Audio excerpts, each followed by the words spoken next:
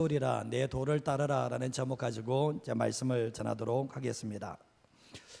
제가 이제 오기 전에 이제 교회가 좀 어려운 시간들이 있었습니다. 어려운 시간들이 있었는데 그 어려운 시간에 이제 예안교를 담임하셨던 김승환 목사님께서 은퇴하시고 교회 와서 설교를 했던 적이 있습니다.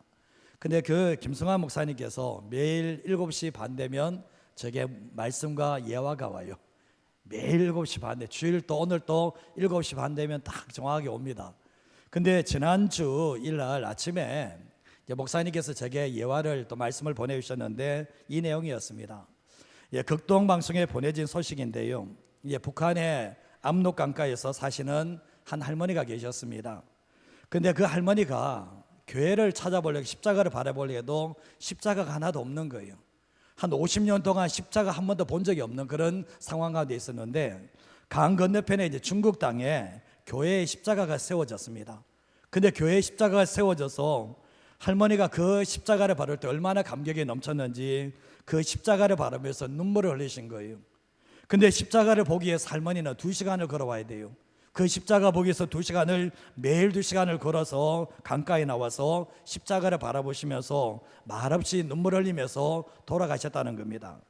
근데 이제 십자가를 바라보다 굳은 결심을 한 후에 그 십자가가 있는 중국을 향해서 강을 건너가기 시작했습니다. 강을 건넌 할머니께서 그 교회를 향해서 걷기 시작을 했는데 그 교회에 이제 도착한 할머니는 교회 목사님을 찾아뵙고 그 목사님께 작은 보자기 하나를 내어놓게 되었습니다. 그 보자기 안에는 할머니가 50년 동안 모아뒀던 11조의 예물이 그 안에 들어가 있었습니다. 50년 동안 11조로 모아서 그 예물을 십자가가 있는 그 교회에 가서 목사님께 드리게 되었는데, 그리고 그 목사님께 이런 말씀을 전했다고 합니다. 목사님, 저는 배가 고파서 온 게 아닙니다. 하나님께 이 예물을 드리려고 찾아왔습니다. 그 얘기를 하게 됐습니다.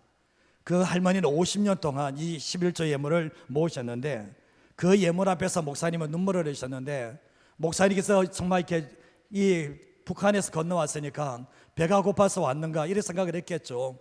그러나 이 할머니께서 내가 배가 고파서 온 게 아니라 정말 이렇게 십자가가 있는 거 보고 이 11조 예물 드리려고 왔다라고 얘기했는데, 그러고 난 뒤에 그 예물을 드리고 난 뒤에 다시 북강을 건너서 북한으로 건너가게 되었습니다. 그리고 매일 11조를 이 십자가를 바라보시면서 눈물 놓기도 하셨는데, 이 북한 땅에도 주님의 복음이 전해지길 위해서 계속 기도한다는 그 내용이 극동방송에 보내진 소식이었습니다. 이 할머니의 11조는 그냥 돈이 아닙니다. 50년 동안 하나님이 내 인생 주인 되심을 인정하고 살았던 신앙 고백이 여기 담겨져 있고, 북한이 부유합니까? 북한은 부유하지 않습니다. 얼마나 먹고 사는 것이 힘든지 우리는 충분히 알게 되는데, 자녀손들도 쓸 일이 많고 분명히 이 돈 가지고 쓰면 정말 훨씬 더 쓸 일이 많겠지만 얼마나 많은 유혹이 있겠습니까? 이거 좀 모아둬서 뭐 할 거냐, 써야 되지 않냐 그랬지만 끝까지 그 유혹을 이겨내면서, 근데 마치 드릴 곳이 없는 거예요. 드리고 싶어도 드릴 곳이 없었지만 결국은 중국 땅에 교회 십자가를 바라보면서 결국 지금까지 모아놓았던 그 11조를 돌아오면서 얼마나 기뻤을까, 이런 생각들을 해보게 되었습니다. 그 어려운 상황 가운데서 신앙을 지켜내고 그 어려운 상황 가운데서도 하나님의 주인 되심을 인정하며 살아내는 사람들이 있다는 것. 북한에서는 찬송할 수 없고 예배할 수 없는 그곳이지만 그곳에서도 여전히 복음을 받아들이고 그 예수님의 사랑을 잃어버리지 않게 몸부림치는 하나님의 사람이 있다는 것을 기억하시고 살아가는 그런 은혜가 있었으면 합니다. 눈에 보이는 십자가가 50년 동안 못 본 거예요. 50년 동안 십자가를 본 적이 없지만 그 눈에 보이는 십자가를 바라보는 순간 예수님께서 내게 주신 그 십자가의 은혜를 잊어버리지 않고, 눈에 보이는 것 아무것도 없어도 신실하게 주님의 길을 따라가는 그런 사람들이 이 마지막 시대에 하나님께서 찾으시는 사람이라는 것을 잊어버리지 마시고 살아가시기를 간절히 소원합니다. 예수님을 믿는 성도들의 삶이 다 다릅니다.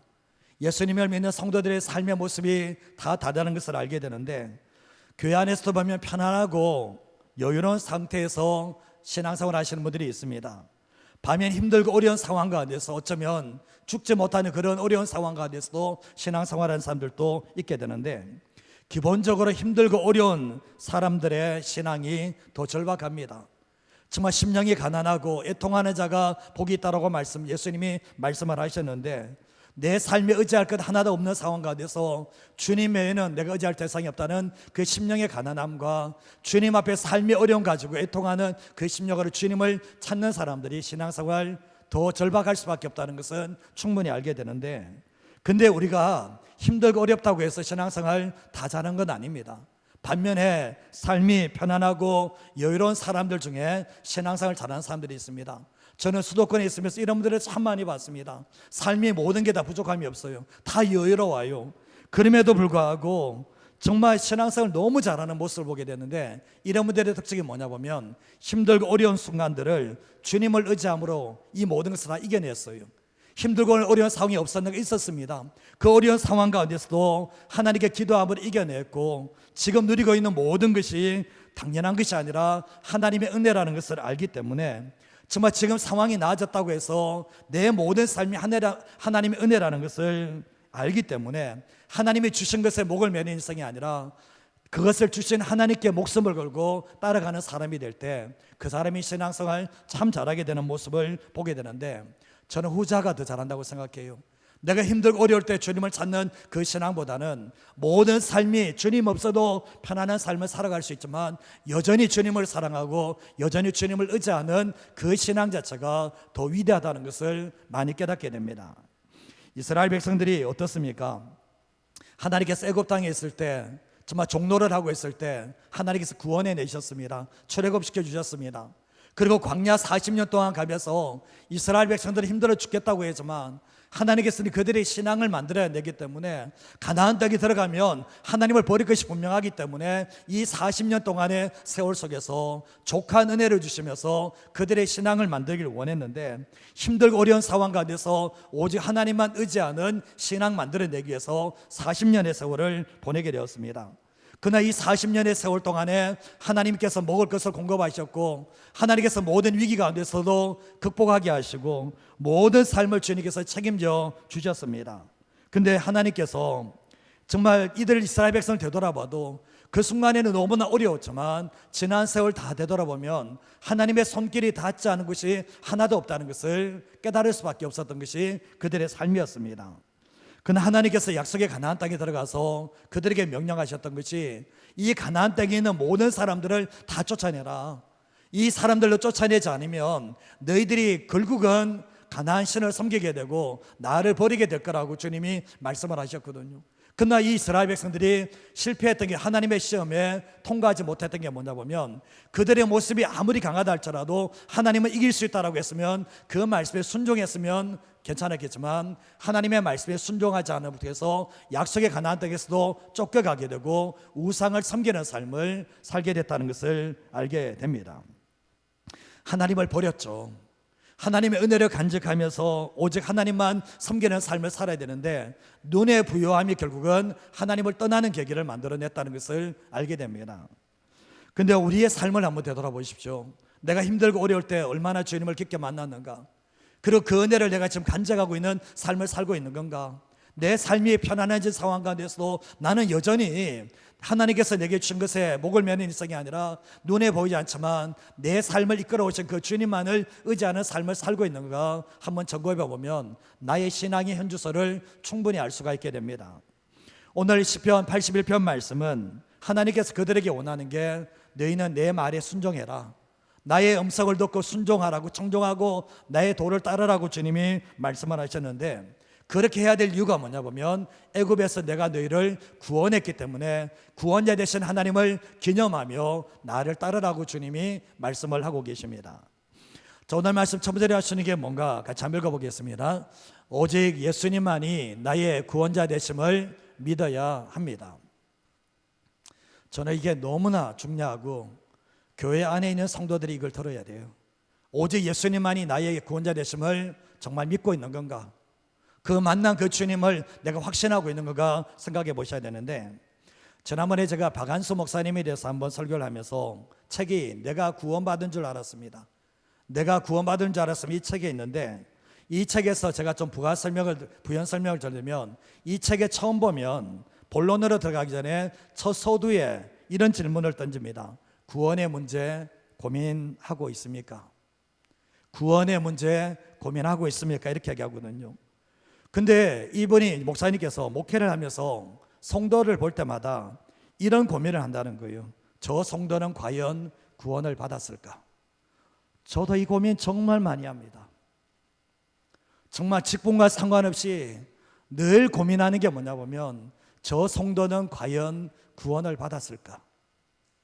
이 고민을 많이 하는데 이 목사님의 자신도 구원을 받은 것이 진짜인지 수없이 자기 안에서 자문을 했다는 거예요. 저도 그렇습니다.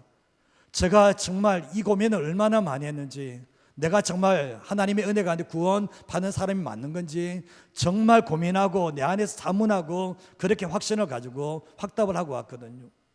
근데 이분이 얘기하는 것이 세상 밖의 불신자는 물론이거니와 교회 안의 불신자들이 더 위험하다는 것. 세상에 밖에 있는 사람 믿지 않는다 그러지만 교회 안의 불신자들은 자기 믿는다고 착각하고 지내기 때문에 너무나 위험하다는 것을 얘기하는데, 저도 그렇게 생각합니다. 교회에서 볼 때마다 저분은 정말 구원받은 거 확신이 정말 제가 봐도 맞냐 이렇게 생각하지만, 어떤 분들은 보면 저분은 정말 주님을 만난 사람인가 아니다라는 생각이 더 많이 올라오는 사람이 있는가 하면, 어떤 사람들 저분은 구원받았는지 안 받았는지 진짜 구분 안 간다 이런 사람들도 있게 되거든요. 근데 이 책에서 거짓 구원 신앙인의 특징이 있는데, 첫 번째가 자신의 죄가 아니라 구원에만 초점을 맞춘다는 거예요. 내가 얼마나 하나님 앞에서 죄인인지, 나의 힘으로 구원받을 수 없는 내가 내 인생의 주인된 삶을 살아가는 이 죄인이라는 것을 알지 못하는데 그 사람이 어떻게 구원을 받습니까? 그럴 수 없어요. 내가 죄인인 것을 알지 못하고 내 마음대로 살아가고 일주일의 삶 속에 하나님 한 번도 생각하지 않는 사람이 구원을 받았는가? 구원받지 못했습니다. 그분은. 구원받은 사람은 자기가 하나님 앞에 얼마나 죄인인지를 알아요. 이사야가 화로다 내가 망하게 되었다고 할 정도로 정말 주님 앞에 서니까 그렇게 죄인됨을 느끼게 되는데, 나는 죄인된 것을 하나도 느끼지 못하고 그런 자각도 없이 구원이 임한다고요? 그럴 수는 없어요. 베드로가 정말 주님을 만났을 때 주여 내가 죄인입니다, 나를 떠나소서, 자기의 죄인됨을 발견하게 되거든요. 그러나 거짓 구원받은 확신앙이들은 정말 자신의 죄는 보지 못해 내가 하나님 앞에서 얼마나 죄인인지 모르고 구원에만 초점을 맞추는 그런 모습을 보게 되는데, 너무나 위험하다는 거예요. 회개 없는 구원은 없습니다. 되돌림이 없는 구원은 없다는 것을 기억하셔야 되고, 두 번째가 얘기하는 게 뭐냐 보면 거짓 구원 신앙인들은 예수님을 공급자로만 생각을 한다는 거예요. 정말 이런 사람들이 예수님은 자기의 삶의 주인이고 내 삶의 왕이 아니에요. 그 중심에 들어가 보면 예수님이 삶의 주인이 아닙니다. 이런 사람들이 예수님을 나를 지옥에서 건져주신 분, 내가 아플 때 병을 낫게 해주시는 분, 내 문제를 해결해 주시고 내 자식의 길을 평탄하게 해주시는 오로지 여기 공급자에만 초점을 두게 됩니다. 그렇기 때문에 이 삶 속에서는 주님이 안 나타나요. 그 삶 속에 주님이 자기의 삶에 동행하는 것들을 못 느낍니다. 그런데 이런 사람들은 보면 나를 만드신 하나님을 섬기는 삶이 아니라 내가 만든 신을 섬기는 거예요. 그런 삶을 살게 됩니다. 그리고 마지막 한 가지가 거짓 구원 신앙인은 의롭다함을 받은 것은 환영하지만 내가 주님 앞에서 성화된 주님을 닮아가는 의로운 삶을 살려고 몸부림치는 삶, 거룩한 삶은 반기지 않는다는 거예요. 내 삶을 살아갈 때 주님께서 나를 예수의 피로 의롭다 하셨습니다. 그러면 반드시 나타나는 게 뭐냐 보면 의롭다함을 받았기 때문에 삶 속에서도 의롭게 살려고 하는 그런 몸부림이 예수님을 믿는 사람에게 있는데, 그게 아니라 정말 거룩하게 성화된 모습이나 거룩한 삶을 살아가는 몸부림이 없다면 죄송한 표현이지만 구원받지는 못했습니다. 구원받은 사람은 아닙니다. 이렇게 제가 단정 짓는 이유는 그렇게 생각할 때 자기 자신을 정확하게 되돌아볼 수가 있게 돼요. 사람들은 조금만 여유가 주면 정말 확신해버리고 거짓된 것을 가지고 쫓아 행할 수 있는 소리가 있거든요. 우리가 세상 것 다 누리면서 천국 가는 일은 없어요. 세상의 것 다 누리면서 천국 간 사람도 없습니다. 그러나 우리가 자신이 구원받았다고 착각하기 전에 정말 내가 구원받은 하나님의 사람인가 고민해보고 자문해볼 필요가 있게 됩니다. 교회 다니는 사람들은 많지만 구원받은 사람은 적고, 구원받은 사람은 있지만 하나님의 자녀답게 살아가는 사람은 별로 없기 때문에 세상이 힘들다는 것을 알게 됩니다. 우리가 구원받은 하나님의 자녀가 되는 것 얼마나 중요한가, 자신이 받은 구원을 점검해 보는 것이 얼마나 중요한가. 저는 무조건 믿는다라는 것은 참 위험하다고 생각을 하거든요. 우리가 주님을 따르는 삶이 없는데 내가 주님을 믿는다 그러면 누가 믿어줘요? 예수님께서도 나더러 주여 주여 하는 자가 천국에 들어오는 게 아니다, 내 아버지의 뜻대로 행하는 자가 천국에 들어온다고 했으면, 내가 예수님을 인격적으로 만났다면 내 삶이 하나님의 뜻에 맞춰지는, 완벽하지는 않다 할지라도 하나님의 뜻대로 살고자 하는 그런 모습이 없다면 죄송하지만 불신자입니다. 구원받지 못했어요. 그분은. 그게 성경에서 말하는 진리라는 겁니다. 교회에 뜰만 밟는 사람이 돼서는 안 되는데 인격적으로 예수님을 만나셔야 됩니다. 마음을 열고 예수님을 받아들이고 내 인생의 주인 되시는, 내가 주인이 아니라 주님께 주인 되심을 내려놓으셔야 되는데, 성경에서 마음으로 믿어 의에 이르고 입으로 시인해서 구원에 이른다고 했을 때, 입으로 시인하는 것은 나 예수 믿습니다 이걸 이야기하는 게 아니에요. 초대교회 때는 마음으로 의에 이르고 입으로 시인해서 구원받는다는 것은, 내가 예수 믿는다고 말하면 사회에서 모든 것을 다 잃어버리고, 내가 예수 믿는다고 한다면 핍박을 당하기 위해서 각오하고 내가 예수를 믿는다고 얘기하는 거예요.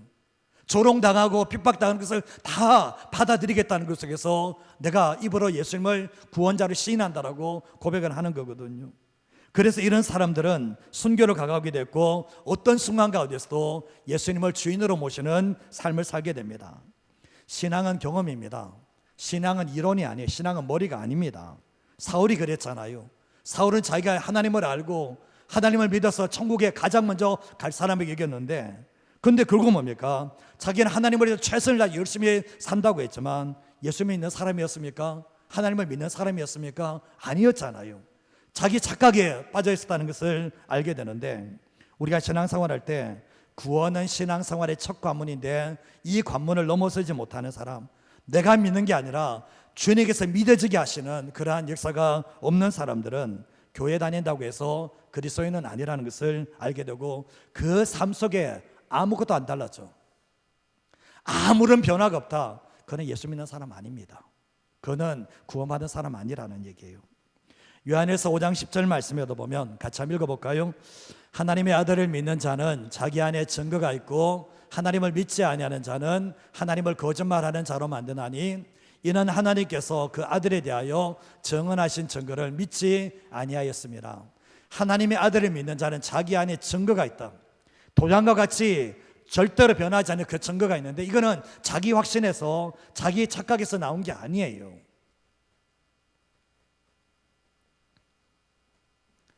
내가 믿습니다. 그 상황이 어려워서 어떡할 건데요? 내가 안 믿는다 또 말할 겁니까? 그건 아니잖아요. 주님이 믿게 하시는, 찾아오시는 그 경험이 분명하게 있다라는 거죠. 우리가 이제 한국교회가 1200만 시대였는데 지금은 600만 떨어졌습니다. 1200만에서 600으로 반토막 났습니다. 근데 이 반도 확실하지 않아요. 교회 다니는 사람 모두를 얘기해서 600만이거든요. 600만 전후에서 움직이거든요. 그러면 600만은 어디 간 거예요, 사실은? 그리고 지금 또 교회 안에서 그런 거 많이 있지만 믿는지 안 믿는지 구분 안 되는 사람들이 교회 안에서 얼마나 많다고 생각한다면 한국이, 나라가, 한국교회가 얼마나 위기인지를 충분히 알 수가 있게 되는 거예요. 우리가 신앙생활에 흔들리지 않는 신앙이 너무나 중요하거든요. 나를 구원하시고 내게 생명을 주시는 분이 예수님이시다. 그 예수님의 그 은혜, 하나님의 은혜가 내 속에 살아있는 사람들은 삶을 살아갈 때 무너지고 쓰러지는 한이 있다 할지라도 주님만 주인으로 섬기는 삶을 결단코 포기하지 않습니다. 사도 바울도 그렇지 않습니까? 정말 자기가 어긋난 길을 갔지만 예수님을 핍박하는 삶을 살았지만 예수님의 찾아오심을 경험하게 되면서 그 안에서 뭡니까? 예수님이 나의 구원자 되신다, 예수님이 내 삶의 주인 되서는 그것을 흔들리지 않고 끝까지 믿음의 길을 걸어갔던 것이 사도 바울의 인생이었다는 것을 알게 됩니다. 아들이 있는 자에게는 생명이 있고 하나님의 아들이 없는 자에게는 생명이 없습니다. 일주일 동안 지내보시면서 내 삶이, 내 생각 속에, 내 마음 속에 예수님이 없으셨습니까? 불신자입니다. 거짓말하지 마세요. 다른 사람은 다 속여도 자신과 주님은 못 속여요. 일주일 동안 되돌아보면서 내 하루를 살면서 내 머리에 예수님이 없다, 하나님이 없다, 그는 불신자입니다. 초신자들은 그럴 수 있겠지만 신앙생활 오래 하시면서 불구하고 한 번도 예수님에 대해서, 신앙에 대해서 고민하지 않는다면 그거는 참 제가 부탁드리지만 처음부터 다시 하셔야 됩니다. 그러지 않으면 그분은 평생 동안 교회 다니도 지옥 들어갑니다. 어쩔 수 없어요, 그거는. 그래서 보면 예수님을 인격적으로 만나게 되면 내 죄가 얼마나 무서운지를 알고 내 죄가 얼마나 심각했는지를 알고, 그럼에도 불구하고 나를 찾아오셔서 내 죄를 용서하시고 나에게 생명을 주신 그분이 예수님이라는 것을 알게 때 그분을 따라가는 삶을 살아갈 수가 있게 된다는 거죠. 시편 81편 5절 말씀에 하나님이 애굽 땅을 치러 가셔야 되던 때에 이렇게 말씀하고 있거든요. 애굽 땅을 치러 가실 때 뭡니까? 하나님께서 애굽의 장자들을 치시면서 구원해지는 때인데 뭐로 통해서 구원하셨습니까? 정말 이스라엘의 집에 어린 양의 피가 발려했을 때 죽음의 사자가 넘어가고 구원하시는 역사가 있었거든요. 정말 또 그리고 81장 10절 말씀에도 보면 나는 너를 애굽 땅에서 인도해낸 여호와 내 하나님이다라고 말씀하시면서 나는 구원의 하나님이라고 분명히 말씀을 합니다. 어린 양의 피가 있으면 정말 생명을 얻게 되고 어린 양의 피가 없으면 죽음을 당하는 것처럼 오늘날도 마찬가지입니다. 이 구약의 어린 양의 피는 오늘날 예수 그리스도의 피를 말하고 있거든요. 우리가 죄로 말미암아 죽었습니다. 우리는 우리의 힘으로 살려낼 수 있는 능력이 없습니다. 그러나 하나님의 은혜 가운데서 예수님의 십자가의 은혜를 통해서 구원받은 사람들은 이 구원만큼, 이 구원보다도 더 큰 은혜, 구원보다 더 큰 능력은 없다라는 것을 알게 됩니다. 우리의 과거의 죄에서, 현재의 죄에서, 미래의 죄에서, 영원히 죽을 죄에서 구원하신 것이 바로 어린 양의 피, 예수님의 피라는 것을 알게 되는 겁니다. 우리의 삶을 살아갈 때 당연한 것으로 받아들이지 마세요. 내가 교회 다니니까 내가 구원받았다, 그런 공식은 통하지 않습니다. 내가 정말 하나님 앞에 딱 서보시고 정말 내가 구원받은 사람인지 자문해 보셔야 됩니다. 나중에 가서 모른다고 그러면 힘들기 때문에 내 직분과 상관없이 내가 정말 주인과의 인격적인 만남 속에서 정말 내가 주인을 바꾼 사건이 있는 건지, 그분이 내 삶의 주인으로 자리 잡은 사건인지를 점검해 보시면서 살아가는 그런 은혜가 있었으면 합니다. 저는 이 자리에서도 구원받지 못한 사람이 적지 않습니다. 저는 그래 봐요. 모든 사람을 지칭하는 건 아니에요. 또 1인 감사를 지칭하는 건 아니지만 구원받지 못한 사람들 분명히 있습니다. 가라지는 분명히 있습니다. 그게 내가 되는 것이 아니라 점검하셔야 될 것은 나 또한 예수님을 진짜 만났는지 확인하시면서 살아가는 저와 여러분 인생 되시기를 바랍니다. 교회를 떠났던 사람들이 많습니다. 이유가 뭔지 아십니까? 시험 들어서 나간 사람들도 있겠지만 대부분의 사람들이 주님을 만난 적이 없어요. 그래서 떠나는 겁니다. 그거 잊지 마시고 자기에게 질문해 보시고 확신할 수 있는 그런 은혜가 있기를 간절히 소원합니다. 두 번째로 하시는 게 뭔가 한번 읽어보겠습니다. 구원받은 하나님의 백성들은 전능하신 하나님을 믿고 의지해야 합니다. 한 목사님께서 치유사역 하시는 목사님이 계시는데 지금 이제 일산에서 큰 교회를 담임하시다가 은퇴를 하셨습니다. 이분이 이제 치유사역을 하셨는데 치유사역을 안 믿었거든. 치유를 안 믿었는데 이제 다른 나라에 가서 이제 치유사역 이걸 한번 광경을 보러 갔는데 자기의 온몸이 아프신 가운데서 청년들이 옆에서 기도를 해줬는데 집에 이제 택시 타고 돌아가는데 이게 나와버린 거예요. 뭐 병이 나와버린 가운데서 얘들이 무슨 장난을 쳤나 이런 생각을 한 거예요. 그러면서 자기가 나은 것을 경험함 삼아서 이제 치유사역을 하는데 하나님께서는 치유하신다는 것을 흔들림 없이 사역했을 때 무수히 많은 사람들이 낫게 되는 역사가 있게 되었습니다.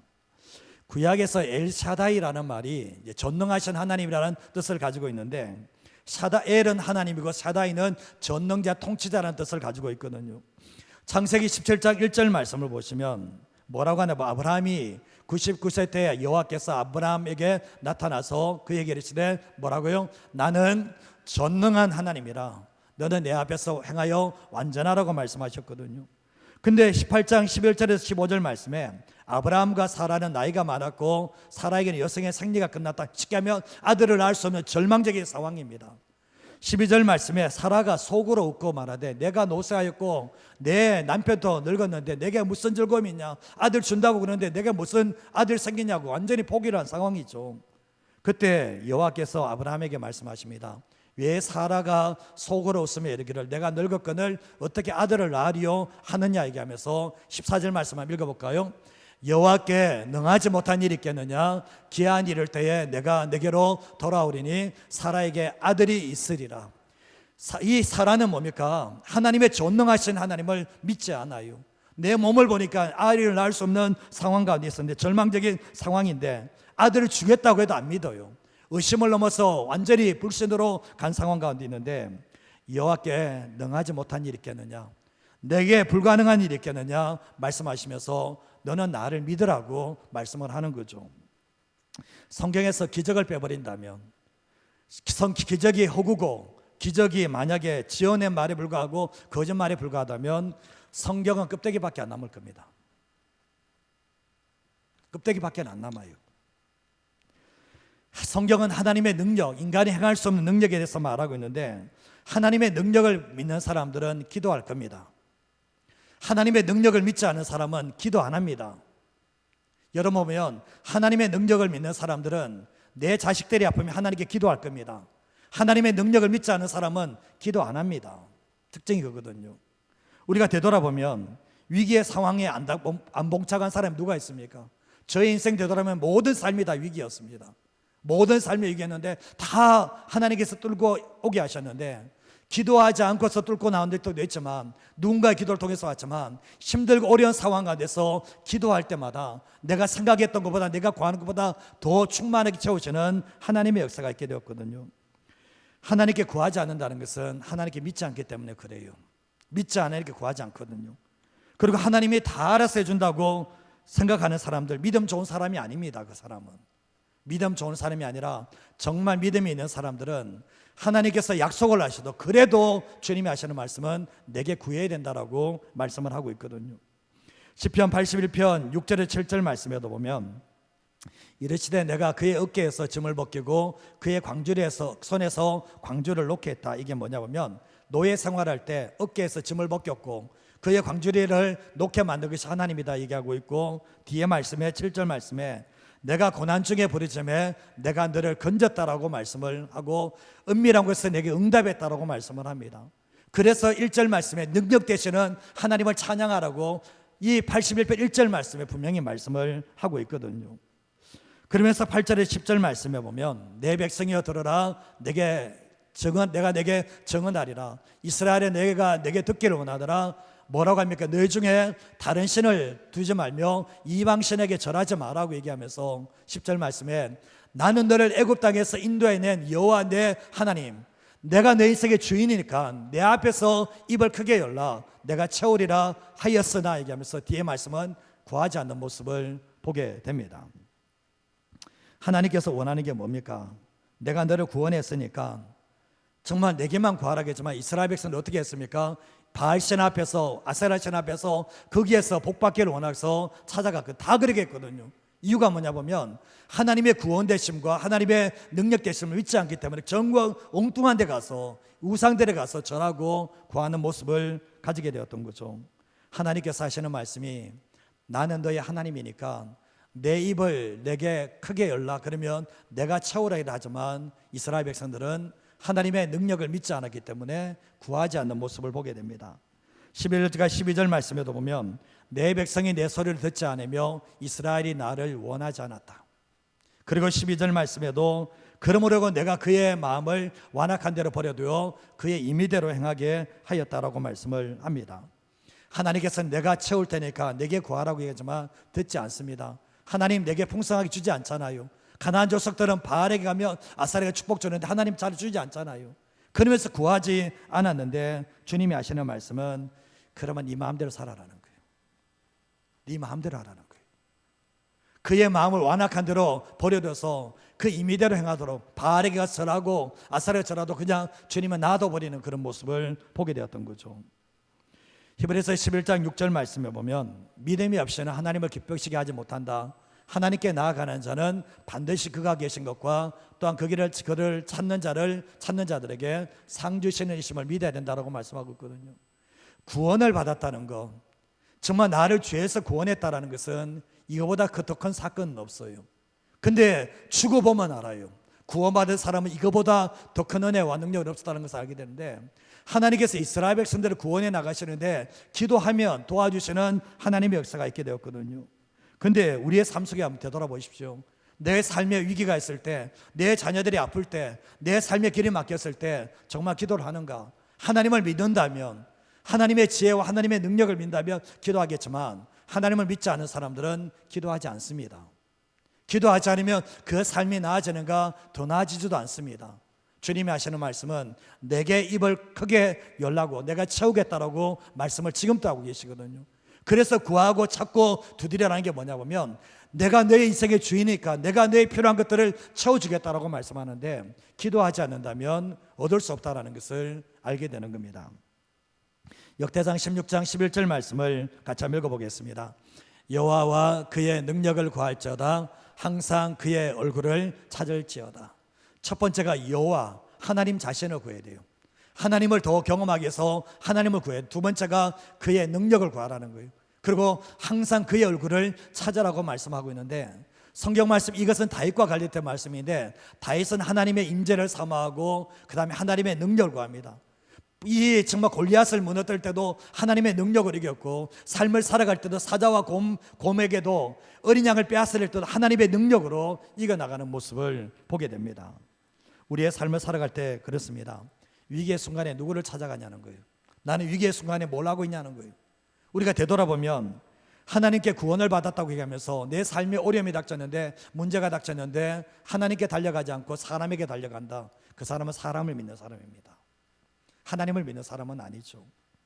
그래서 우리는 삶을 살아갈 때 하나님의 백성은 오직 하나님의 능력으로 삽니다. 오직 하나님의 백성은 하나님의 권능으로, 하나님을 믿고 삶에 맡겼을 때, 하나님께 기도했을 때 열어주신 능력으로 살아가는 사람이 하나님의 사람인데, 내 몸이 아픈데도 기도하지 않아. 누가 하자는 거예요?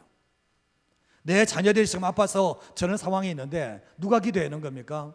하나님께 기도하면 하나님은 반드시 그 작은 신음을 드러내신다는 거죠.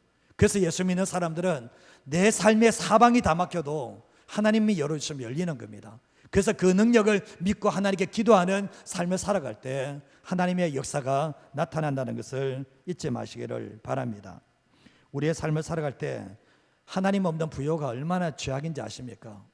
삶을 살아갈 때 하나님께 구하지 않으니까 하나님의 역사할 수도 없고, 우리가 하나님께 구함으로 통해서 하나님의 능력을 경험할 때 우리의 신앙이 더 좋아진다는 것을 기억하시면서 살아가는 하나님의 사람 되시기를 바랍니다.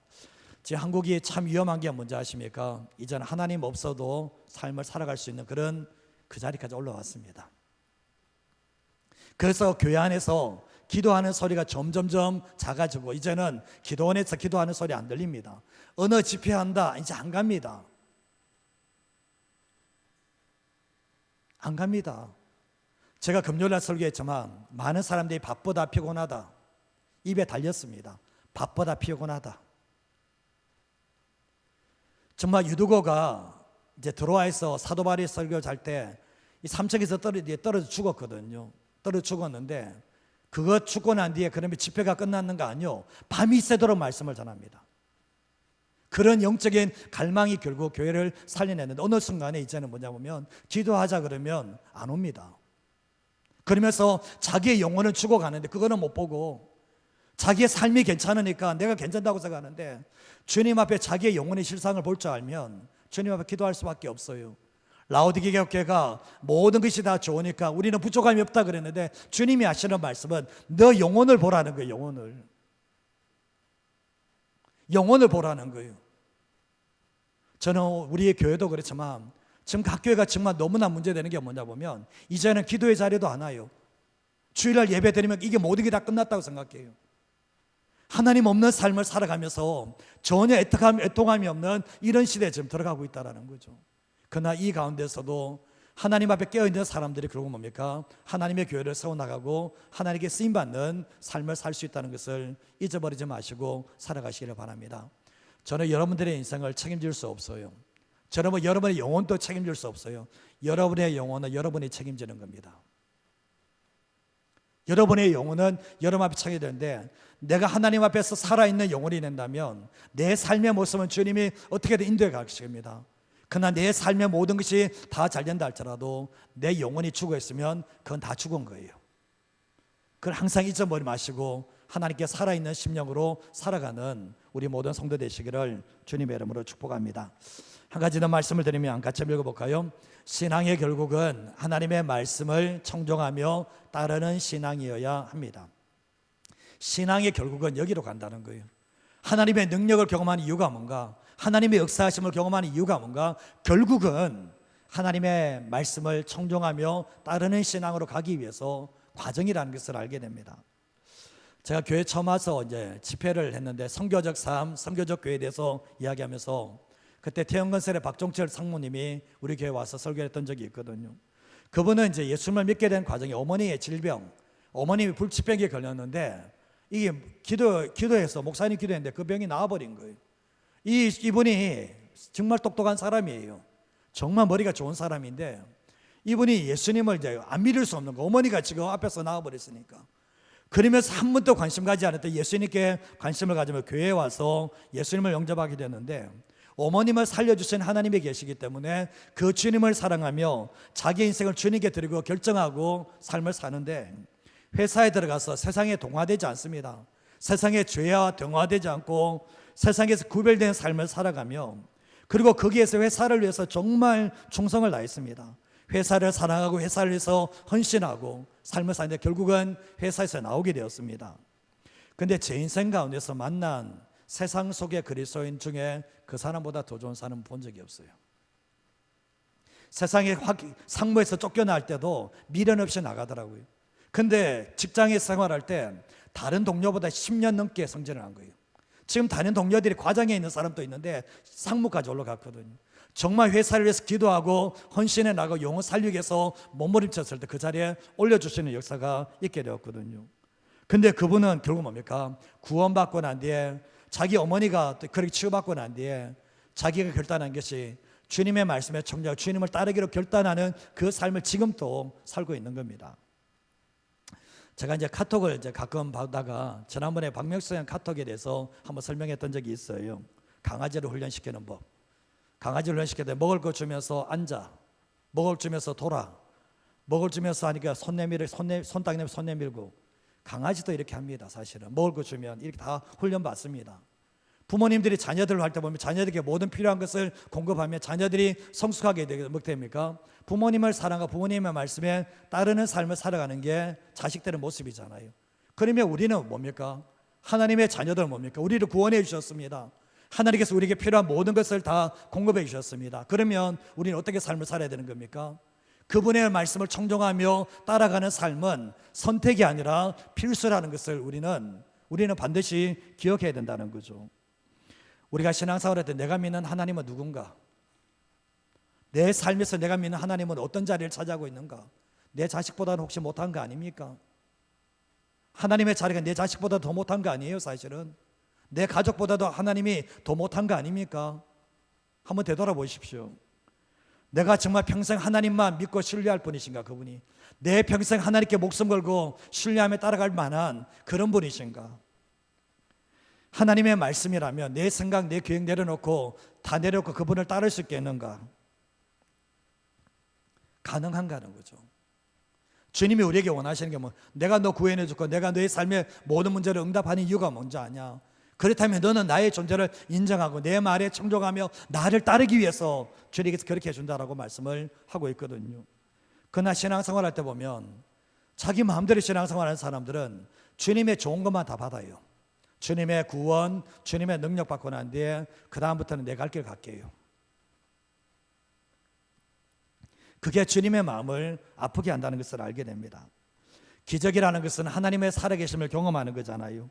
그러나 기적을 경험하고 기적으로 끝나버리면 되는 것이 아니라 기적을 경험함으로 말미암아 하나님만 신뢰하고 하나님의 말씀을 청종하고 그분의 말씀이라면 따르는 것이 바로 기적을 경험시켜주는 하나님의 이유라는 것을 알게 되는 거예요. 시편 81편 8절 말씀에 보면 내 백성이여 들으라, 내가 내게 정언하리라, 이스라엘이여 내게 듣기를 원한다. 주님의 애절한 이 마음이죠. 호소죠. 정말 뒤에 말씀에도 보면 13절 말씀에 보시면 내 백성아 내 말을 들으라 이스라엘아 내 도를 따르라고 말씀을 합니다. 내 말 듣고 나를 따르라고 분명히 말씀을 합니다. 근데 81편 13절과 16절 세 번역에 이렇게 되어 있는데 한번 읽어보겠습니다. 나의 백성 이스라엘이 내 말을 듣기만 했어도 내가 가라는 길로 가기만 했어도 내가 당장 그들의 원수를 굴복시키고 내가 손을 들어서 그 내적을 쳤을 것이다. 나를 미워하는 자들은 내 앞에 무릎을 꿇렸을 것이며 그들의 형벌은 영원히 계속되었을 것이다. 그리고 나는 기름짐 밀 곡식으로 너희를 먹였을 것이고 바위에서 따낸 꿀로 너희를 배부르게 하였을 것이다. 그러나 너희는 내 말을 듣지 않았다. 이게 성경 개역 개정판하고 전혀 이해가 안 되도록 만들어놨어요. 그러나 세 번역에서는 정확히 이렇게 표현하고 있는 거예요. 주님은 내 말을 들었으면 내가 내 삶을 어떻게 풍성하게 만들었을 것인데 그러나 너희는 내 말을 듣지 않았다라고 말씀을 분명히 말씀하고 있다라는 거죠. 이게 하나님 아버지의 안타까운 마음인데 저를 향한 안타까운 마음이고 우리 교회를 향한 안타까운 마음이고 성도들을 향한 안타까운 마음이라는 걸 알게 됩니다. 정말 너희가 나를 믿고 청종했더라면 내가 너희의 모든 삶을 다 책임져 줄 것인데 그러나 너희는 내 말을 듣지 않는다. 이게 하나님 아버지의 안타까운 마음이라는 것을 알게 되는 거죠. 성경 마태복음 7장 말씀에 거짓 선지자들은 능력을 자랑하거든요. 주의 이름으로 귀신을 쫓아냈습니다. 주의 이름으로 병든 자를 쫓아냈습니다. 주의 이름으로 권능을 내겠습니다. 주의 이름으로 선지자 노릇을 했습니다. 어쩌자고. 주님은 불법을 행한다라고 말씀하시면서 불법을 행하는 자, 주님이 책망하시는 모습을 보게 되는데 주님은 화려함에 속지 않습니다. 주님은 화려함에 속지 않아요. 귀신 쫓아내고 병든 자 쫓아내고 권능을 행하지만 하나님의 말씀을 청정하고 따르는 게 아니면 다 불법이다. 그래서 모래 위에 지은 집의 특징이 뭐냐? 하나님의 말씀을 들었지만 순종하지 않는 사람은 다 모래 위에 짓는다. 그러나 하나님의 말씀을 듣고 순종하는 사람만이 반석 위에 집을 짓는다. 말씀을 듣는 것은 똑같습니다. 그러나 말씀을 듣고 따르지 않으면 그 신앙은 다 모래 위에 짓는다고 예수님이 말씀을 하셨던 겁니다. 솔로몬이 후회하는 게 뭡니까? 축복에 매여서 하나님을 경외하는 걸 놓쳐버렸어요. 축복에 매여서 주님의 말씀을 청종하고 순종하는 것을 놓쳐버렸습니다. 우리가 잘 아시다시피 하나님의 말씀을 듣고 순종하는 것을 대신할 수 있는 신앙은 없습니다. 아무리 화려하게 해도 그건 다 가짜입니다. 목회자가 아무리 말씀 잘 전해도 자기가 하나님의 말씀을 청정하고 순종하지 않으면 그 모든 사역자는 다 가짜입니다. 저도 거기에 포함될 수 있습니다. 다 가짜예요. 이유 없습니다. 그거는 주님 보실 때 그래 본다는 거예요. 제가 새벽마다 이렇게 앉아서 기도하면요, 제가 그런 기도합니다. 주님, 제가 가짜 목사입니다. 제가 새벽마다 앉으면 주님, 제가 제일 문제입니다. 교회 성도들 보면서 때때로 비난하고 정죄할 때 있지만 제가 기도 앞에 서면 주님, 제가 제일 가짜입니다. 그렇게 말할 수밖에 없는 거예요. 목회자 이 자리에 있지만 이게 얼마나 무서운 자리인지 아닙니까? 네가 안 하면서 누구 보고 하라는 거냐? 그래서 영적으로 병들면 하나님의 말씀을 보지 않아요. 영적으로 병들면 순종은 생각뿐입니다. 안 합니다. 그게 영적으로 병들었다는 거예요. 애들이 병들면, 연세 많으신 분이 병들면 안 먹어요. 병이 들었기 때문에. 그렇죠. 영적으로 병든 사람들은 모든 사지 다 멀쩡한데 하나님의 양식을 먹지 않아요. 하나님께 다가가지 않아요. 순종하지 않아요. 영적으로 병들어도 한참 들었다는 거죠. 그게 신앙은 과정이 있지만 신앙의 끝은 하나님만이 유일한 하나님이시기 때문에 그분의 말씀을 듣고 청종하는 그 삶, 그게 신앙의 끝이라는 것을 우리에게 말씀하고 있는 거죠. 다윗이 하나님을 참 사랑했지만 하나님의 말씀을 몰랐거든요. 언약궤 이걸 어깨에 맨다는 것을 모르고 수레에 실었잖아요. 그때 하나님께서 다윗에게 깨닫게 하는 게, 우사가 죽으면서 깨닫게 하시는 게 뭐냐면 네가 나의 말씀을 업신여겼다 그랬거든요. 네가 나를 아무리 사랑한다 할지라도 나의 말씀을 청종하고 순종해야 된다라고 가르치셨거든요. 전도서 12장 13절과 14절 마지막 구절인데 한번 읽어보도록 하겠습니다. 일의 결국을 다 들었으니 하나님을 경외하고 그의 명령들을 지킬지어다. 이것이 모든 사람의 본분이니라. 하나님은 모든 행위와 모든 은밀한 일을 선악간에 심판하시리라. 하나님이 심판주입니다. 심판주거든요. 심판에 하나님을 두려워할 줄 알아야 되는데 하나님께서는 어떻게 하십니까? 이 솔로몬도 자기 멋대로 살았잖아요. 자기 마음대로 살았잖아요. 그러나 결국 뭡니까? 하나님이 심판한다는 것을 알게 되면서 이 일의 결국을 다 드렸는데 하나님을 경외하고 그의 명령을 지키는 것이 뭐라고요? 사람의 본분이라고 얘기하는 겁니다. 신앙생활은 이거를 대신할 수 있는 게 없습니다. 어떤 축복을 받았습니까? 어떤 기적을 경험했습니까? 그것 가지고 자랑할 게 아니고 주님의 말씀을 청정하고 따르는 것이 신앙인의 자세고 주님이 원하시는 모습이라는 것을 항상 잊어버리지 않고 살아가는 한 주가 되시기를 주님의 이름으로 축복드립니다. 이 시간 같이 함께 찬양하고 함께